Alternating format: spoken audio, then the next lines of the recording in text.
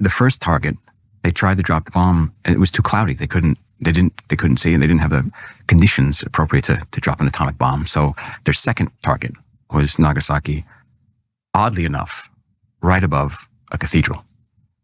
And it blew up, it detonated right over the cathedral and wiped out everything. And he survived.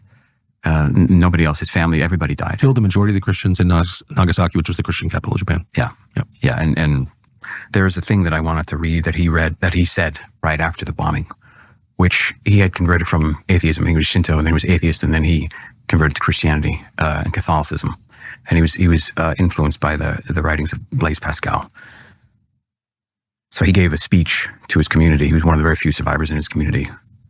And this just goes to show you the resilience and the mindset of him, and how having faith can completely change the perspective, especially when you're effectively living in hell on earth, which is what Nagasaki was after the dropping of the bomb.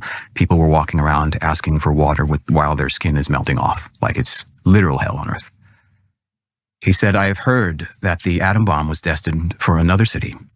Heavy clouds rendered that target impossible, and the American crew headed for the secondary target, Nagasaki.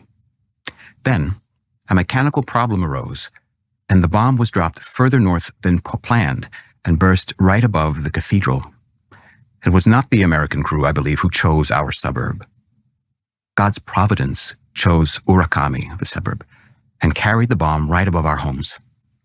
Is there not a profound relationship between the annihilation of Nagasaki and the end of the war? Was not Nagasaki the chosen victim, the lamb without blemish, slain as a whole burnt offering on an altar of sacrifice, atoning for the sins of all the nations during World War II? Happy are those who weep. They shall be comforted. We must walk the way of reparation, but we can turn our mind's eyes to Jesus, carrying his cross up the hill of Calvary. The Lord has given, the Lord has taken away. Blessed be the name of the Lord. Let us be thankful that Nagasaki was chosen for the whole burnt sacrifice. Let us be thankful that through this sacrifice, peace was granted to the world and religious freedom to Japan." Wow. Is that not a profound perspective? That is not a normal secular perspective, I would say. No. That's amazing. That is the power of a relationship with Christ. That's what that does.